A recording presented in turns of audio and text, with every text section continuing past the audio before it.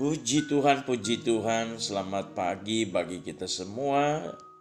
Kita boleh ada di pagi hari ini dengan keadaan yang baik. Ini semua karena berkat pertolongan Tuhan. Karena sepanjang malam Tuhan sudah menjaga dan melindungi kita, sehingga di pagi hari ini kita boleh bangun dan bisa menikmati hari yang baru.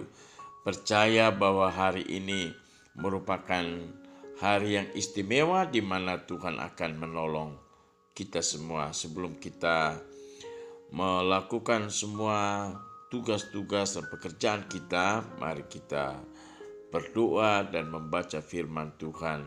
Sebab firman Tuhan merupakan tuntunan bagi hidup kita. Kita berdoa. Bapa di surga, kami mengucap syukur pagi hari ini sebab kami boleh bangun dengan keadaan tubuh yang sehat dan diberkati Tuhan. Sebabnya kami mau Tuhan tuntun kami sepanjang hari ini dengan kebenaran firman Tuhan. Urapi dan berkati kami semua. Puji Tuhan dalam nama Yesus. Haleluya. Amin. Kita membaca di dalam Yehezkiel pasal yang ke-34 ayat yang ke-1 sampai ayat yang ke-6. Demikian firman Tuhan.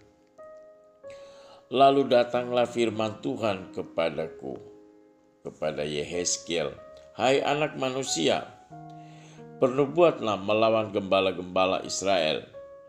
Bernubuatlah dan katakanlah kepada mereka, kepada gembala-gembala itu, beginilah firman Tuhan Allah. Celakalah gembala-gembala Israel yang mengembalakan dirinya sendiri. Bukankah domba-domba yang seharusnya digembalakan oleh gembala-gembala itu? Kamu menikmati susunya dari bulunya dan kamu buat pakaian yang gemuk kamu sembeli, tetapi domba-domba itu sendiri tidak kamu gembalakan.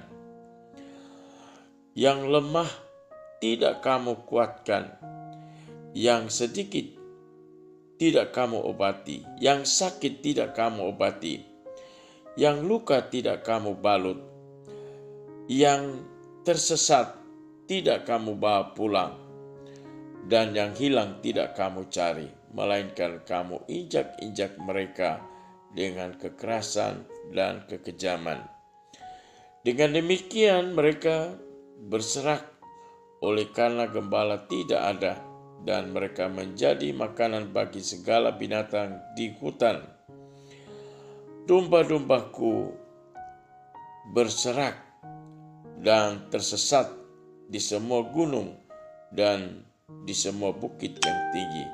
Ya, di seluruh tanah itu domba-dombaku berserak tanpa seorang pun yang memperhatikan atau yang mencarinya. Puji Tuhan, Bapak Ibu yang kekasih di dalam Tuhan Yesus Kristus. Kalau kita melihat prinsip kepemimpinan yang diterapkan oleh Tuhan Yesus, harus memiliki sikap yang rendah hati, tulus, berintegritas dalam melaksanakan tanggung jawabnya sebagai pemimpin masa kini. Dalam pelayanan, Yesus lebih menerapkan kasih sebagai seorang pemimpin. Itu sebabnya di dalam Matius pasal 22 ayat 37 sampai ayat yang ke-39 dikatakan, jawab Yesus kepadanya, kasihilah Tuhan Allahmu dengan segenap hatimu dan dengan segenap jiwamu dan dengan segenap akal budimu. Itulah hukum yang terutama dan yang pertama. Dan hukum yang kedua yang sama dengan itu ialah kasihilah sesamamu manusia seperti dirimu sendiri. Nah, Bapak Ibu, ketika kita membaca ayat firman Tuhan tadi, maka teguran yang Tuhan berikan ternyata tidak hanya ditujukan secara langsung kepada umat Israel, tetapi juga secara spesifik mengkritik para pemimpin yang ada di antara mereka, entah para imam, nabi, dan raja. Nah, teguran ini sekaligus mengingatkan mereka bahwa pelanggaran dan keberdosaan yang terjadi di tengah bangsa Israel bukan hanya kesalahan umat, melainkan juga kelalaian para pemimpin umat dalam memenuhi tugas tanggung jawabnya di hadapan Tuhan. Teguran yang Yehezkiel sampaikan ini pun akan semakin masuk akal ketika kita melakukan kilas balik terhadap catatan sejarah raja-raja Israel dan Yehuda yang menampilkan pengaruh langsung antara perilaku raja dengan kualitas iman umat Israel. Kemudian ada juga catatan mengenai perilaku imam dan nabi yang telah kehilangan integritas sebagai pelayan Tuhan dan umatnya. Nah, Bapak Ibu Saudaraku yang kekasih di dalam Tuhan Yesus, di sini peran pemimpin begitu penting karena bukan lagi tanggung jawab yang mereka lakukan terhadap kepemimpinan mereka, tetapi apa yang mereka lakukan hanya untuk kepentingan pribadi mereka.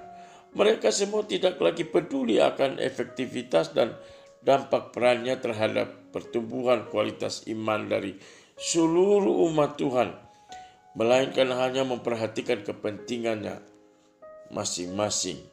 Nah, ini yang kita bisa lihat dalam praktek-praktek kepemimpinan masa kini. Tidak lagi mengutamakan tanggung jawab untuk melayani jemaat, tetapi lebih mengarah kepada kebutuhan-kebutuhan pribadi pemimpin itu.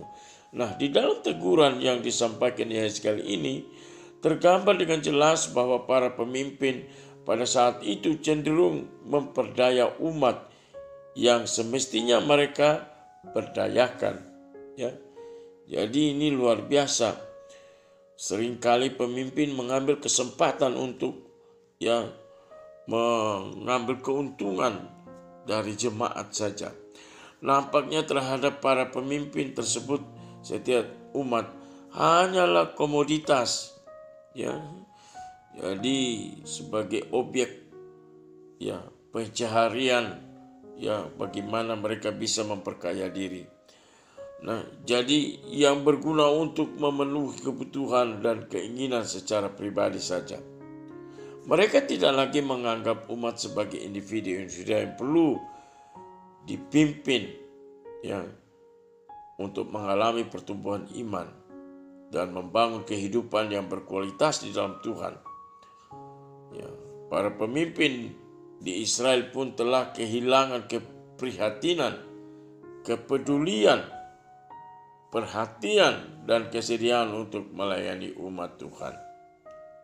Nah, ini cara-cara kepemimpinan seperti ini tidak akan berdampak kepada jemaat karena mereka tidak meregenerasi jemaat-jemaat, bagaimana melibatkan jemaat untuk bisa melayani, namun hanya mencari keuntungan-keuntungan yang menjadikan objek kepada jemaat.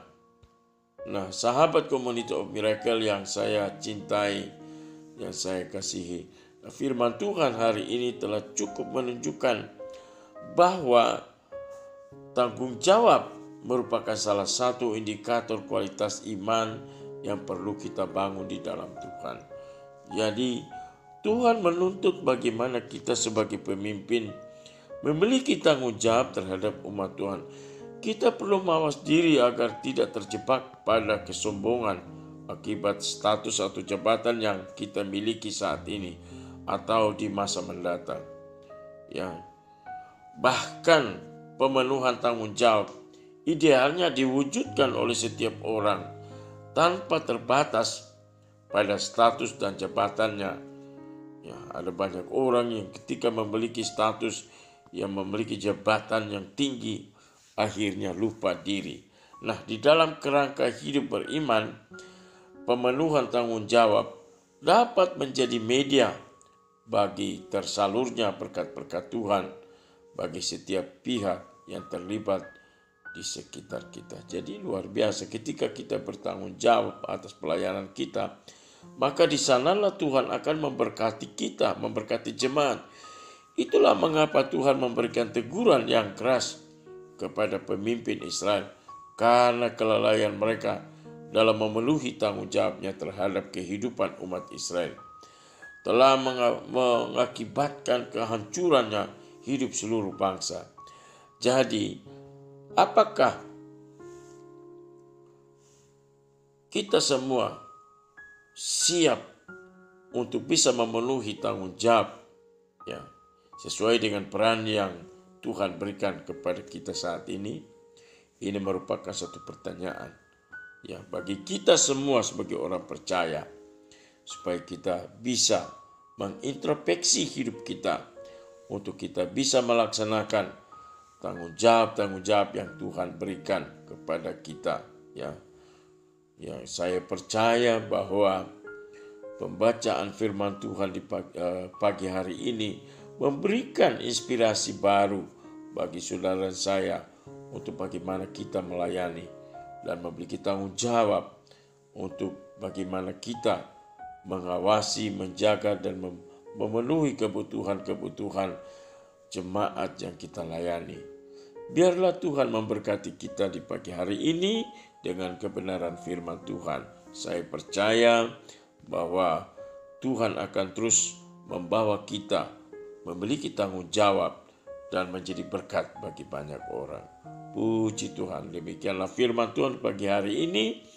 Mari kita berdoa. Bapa, kami mengucap syukur buat firman yang kami sudah dengar di pagi hari ini, mengajar kami untuk bertanggung jawab terhadap pelayanan yang Tuhan percayakan kepada kami, sehingga kapan dan dimanapun kami berada, kami tetap melaksanakan tanggung jawab kami sebagai hamba-hamba Tuhan. Tidak mencari kepentingan, tidak mencari keuntungan dari pelayanan kami, tetapi panggilan yang Tuhan berikan kepada kami mau laksanakan dengan tulus, dengan penuh tanggung jawab kepada Tuhan. Terima kasih Bapa, kami bersyukur kepadamu Tuhan. Kami tahu waktu kami melayani Tuhan dengan tanggung jawab, maka Tuhan akan memberkati kehidupan kami. Berkati Community of Miracle di pagi hari dimanapun mereka berada. Mereka yang berhari ulang tahun, Tuhan juga memberkati, berikan panjang umur buat mereka. Berkat Abraham, Ishak, Israel akan menjadi bagian mereka. Pelihara mereka dijauhkan sakit penyakit dari kehidupan mereka. Bahkan di pagi hari ini kami berdoa buat sahabat-sahabat Community of Miracle yang sakit. Tuhan jamah, Tuhan sembuhkan mereka. Secara khusus kami berdoa buat hambanya Bapak Pendeta Hadi, Tuhan Yesus, yang saat ini membutuhkan transfusi darah Tuhan. Dia membutuhkan donor darah. Biar Tuhan tolong, Tuhan menggerakkan orang-orang yang mau memberi darah mereka Tuhan untuk ditransfusi Tuhan.